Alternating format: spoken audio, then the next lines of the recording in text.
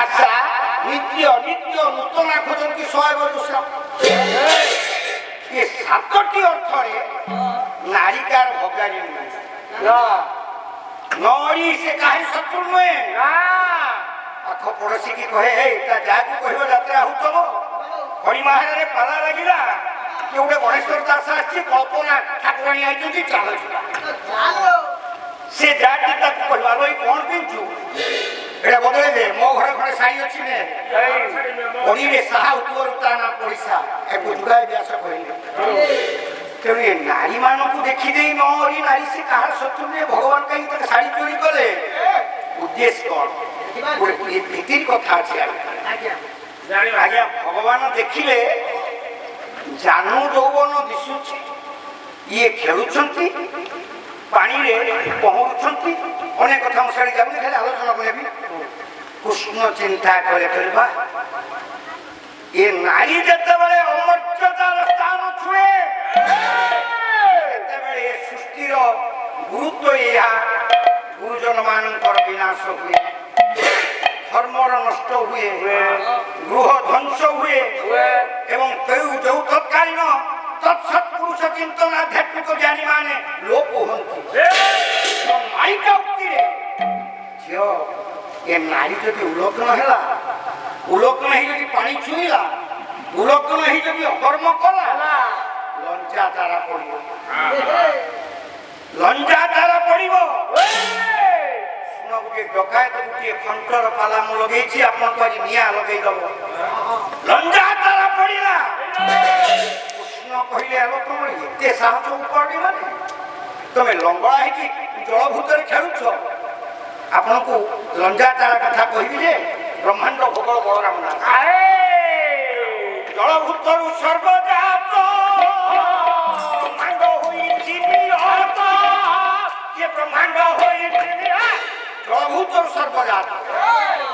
ତମେ ସେ ଜଳକୁ ଅପମାନ କର ପୁଣି ଲଙ୍ଗଳା ହେଲ ये सृष्टि की तमे ध्वंस करदेव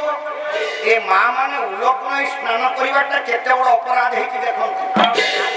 आज आपण माने जेति वर्ष मु जने गाय को उठी मो घरे मो बो गाधेर व्यवस्था टिकिरी बतारू आहार करिके मुंड लगेथिले माँ माने ताको आहार करिके से गाधुआ घर बंध पाखरे लगेइ देकी भितर को गले आसे नष्ट होई जिवो आसिला परे ताको आनिले पुणी मुंडर लगे स्वामी बंचो आपण मानकर लंजा तारा ए झियो मो कथा लक्ष्य तो बाबू अन्याय करिबुनी केबे देखे लंजा तारा काहे के पड़े बात ओडी थिला हमर कोन हिची अमेरिका कोन हितला ताको कहले हम भारतीय संस्कृति ओडिसा अवमान लाभ कोन ना किमिति पड़ी थिला कोन कोन हितला बोला लंजा तारा गुटी भारत से पड़िला पीढ़ी नरसिंहराव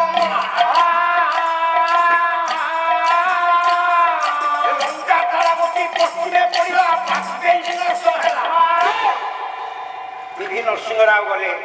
लंजा तारा पड़ा यही लंजा तारा पश्चिम पटे देखा भारत वर्ष लोहित सागर उपकूल मरीगले आज्ञा अटल बिहारी वाजपेयी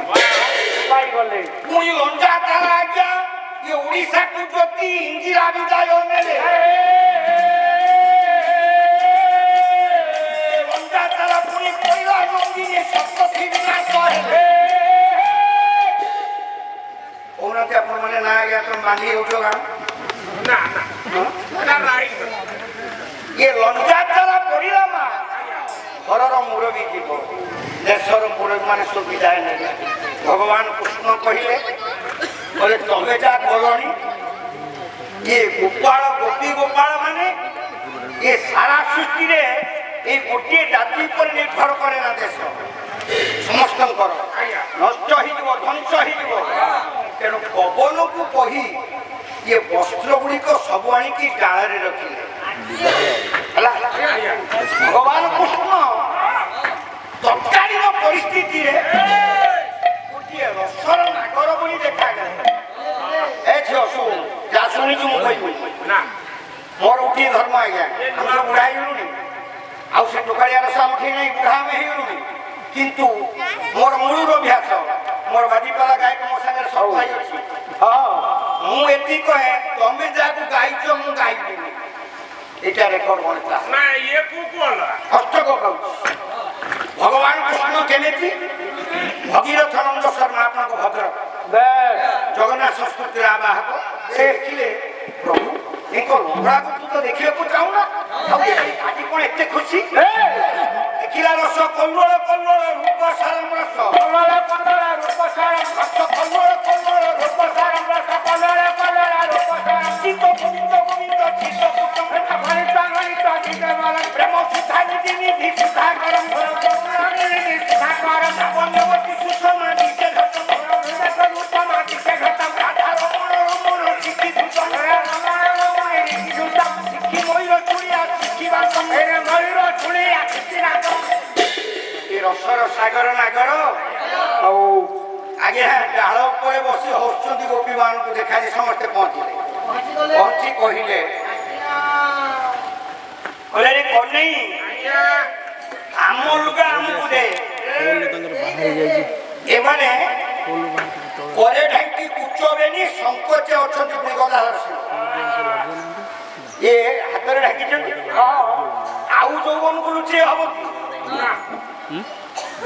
ଆଜ୍ଞା ଜଣେ ପୁରୁଷ ଲୋକ ତା ଯୌବନ ଲୁଚେଇବ ଆଉ ପୁରୁଷର ଯୌବନ ଗୁଡା କୁହନ୍ତୁ ମୁଁ କହିବି ନା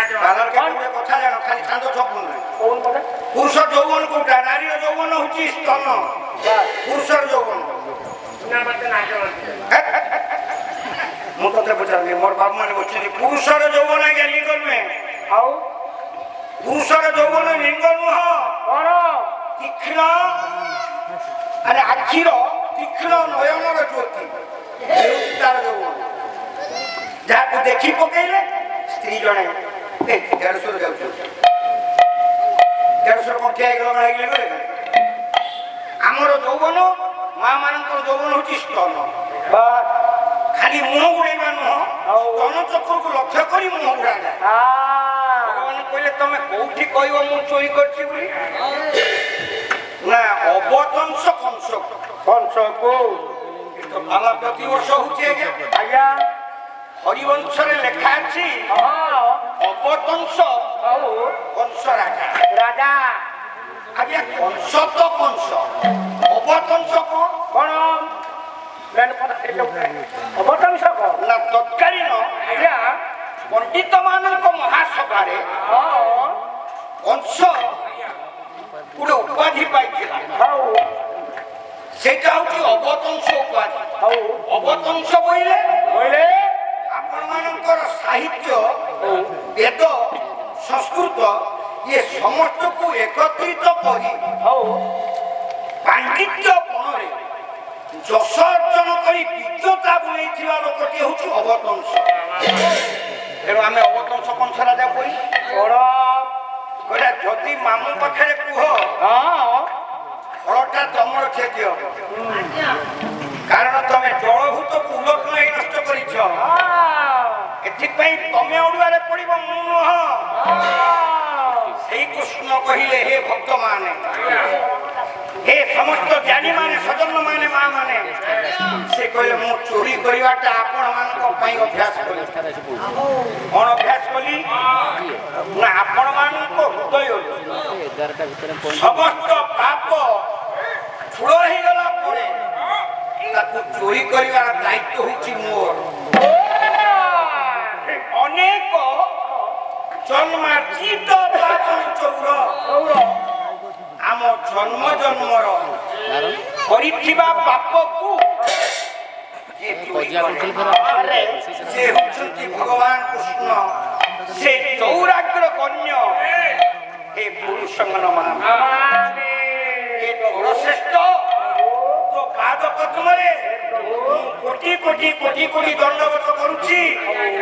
ए अनुष्ठान दीर्घजीवी हेउ ए अनुष्ठान जो माने लागिछंती सेई मानकर दयना कुपार वर्षा कलाकार मानक प्रति थाउ ए अनुष्ठान समस्त ज्ञानी सजन जो माने पाखा अंचल आछिछंती ओडसी पड़ोसी ग्रामवासी समस्तंकर सेई भगवान मंडल ये मंगल करिवे कथा वस्तु मु आगु नुची गीत फित बे नु ना आलोचना अछि बात जदि होची महाभारत कथा न हो ठीक अछि हो महाभारत हाथ ଖାଲି ପେଲା ସବୁ ଅଛି ବାବା ନବା ନିକେ ଆମେ ବ୍ୟବସ୍ଥା ସବୁ କରିକି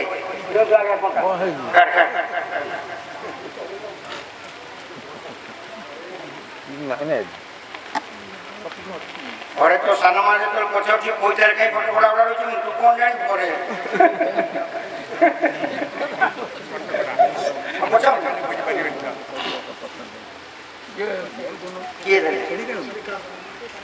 ଶ୍ରୀକାନ୍ତ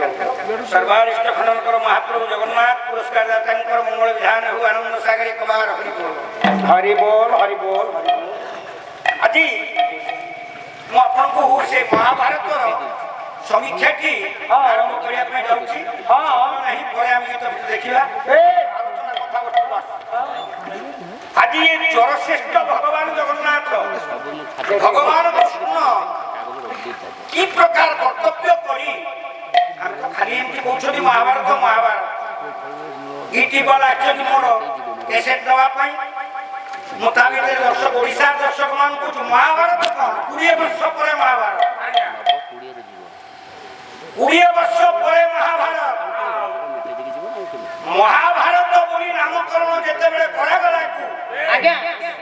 18 ଖଣ୍ଡ ରାଜ୍ୟ ଜାଣିନି ମହାଭାରତ ଯୁଦ୍ଧ ହେଇଛି ବୋଲି ଜାଣିବାକୁ ସ୍ୱାଗତ କରନ୍ତୁ ଆପଣମାନେ ଜାଣିଦିଅନ୍ତୁ ତାପରେ କହିବି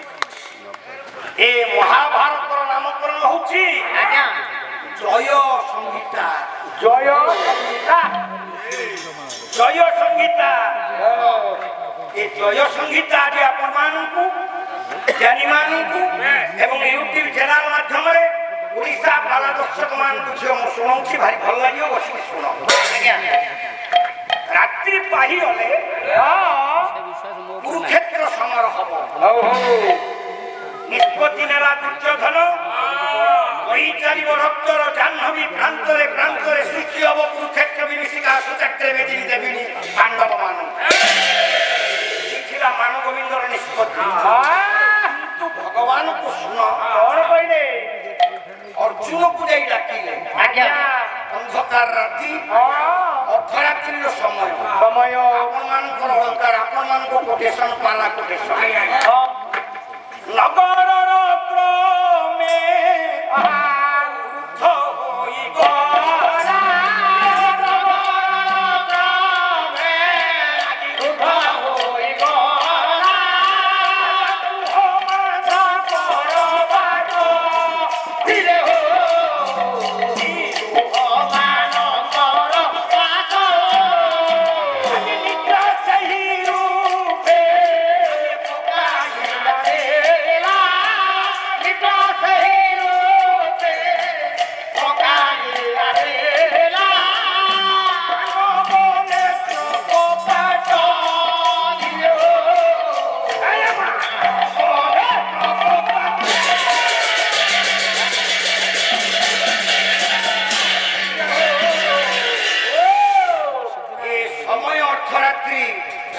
শান্ত প্রকৃতি নীরব আচ্ছন্ন তমিশা খাইছি সারা সৃষ্টি প্রকৃতি বক্ষরে কিন্তু চিন্তামণি ওই যে মূল আপনার সব নাঁরে কি আরম্ভ হয়েছে কার্যক্রম তাঙ্ক না চিন্তামণি মো গাইবা সেই চিন্তামণি পদରୁ ମୁଁ ଆରମ୍ଭ କରିଛି ତେଣୁ ଶେଷରେ ଯେ ଆପଣମାନଙ୍କର ଏ ଯୋଗାଯୋଗ କରୁଥିବା ଲୋକମାନଙ୍କୁ ସବୁ ନେଇ ଗୋଟିଏ ଫୁଲହାର ମୁଁ ଗୁନ୍ଥିବି ତମର କାଲିକି ଯେ କାର୍ଯ୍ୟକ୍ରମ ହବ ତାକୁ କହିବେ ସେ ମାଉକା ମୁଁ ସେଇଠିକି ନେଇଯାଉଛି କଥାକୁ ଆଜି ସେ ଭଗବାନ ବିଶ୍ୱ ଚିନ୍ତାମଣି ଯାଇ ଅର୍ଜୁନକୁ ଡାକିଲେ କହିଲେ ଧନଞ୍ଜୟ ଟିକେ ଅର୍ଜୁନ ଆସନ୍ତାକାଲି ସକାଳ ପାଇଁ ପ୍ରସ୍ତୁତ ହବା ବଦଳରେ ଚିନ୍ତା ଅଛି କହିଲେ ଅର୍ଜୁନ ମତେ କାହିଁକି ଟିକେ ଅଡୁଆ ମନେ ହଉଛି ରେ ଭଗବାନ ଟିକେ ଅର୍ଜୁନକୁ ତେଜିଆନ କରେ ଆରେ ତୁ ତୋ ନାଁର ବିଶେଷତ୍ୱ ଜାଣ ହଉ ଆପଣଙ୍କର ଆମର ଏଇ ପିଠଟା ଖଳି ମାର ନା ହେ ମା ଗାଁଟ ଡାକୁଛ ଭଲ ଡାଲମା ତେଲ ଖାଇବାକୁ ବଢିଆ ତରକାରୀ ଭଲ ଖାଇବା ପିଇବା ପୁରସ୍କାର ମିଳେ ବାକି ତ ଲୋକ ନେଇକି ଗଲେ ଗାଁ ନା ଖଳି ମାର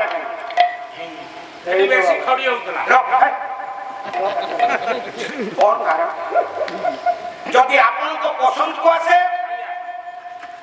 ତାହେଲେ ଆପଣ ଟିକେ ମତେ ଖୁସି କରିବେ ଯଦି ନ ଆସେ ଆପଣ ଖୁସି କରିବା ଦରକାର ନାହିଁ ମୁଁ ପୁଣି ଦେଖିବି ଯେ ନା ଆଜ୍ଞା ଭୁଲ ହେଇଗଲା ଠିକ ଅଛି ଖଡି ପାଖରେ ଗୋଟିଏ ଶବ୍ଦ ଲାଗିଛି ମାହାରା ଆଜ୍ଞା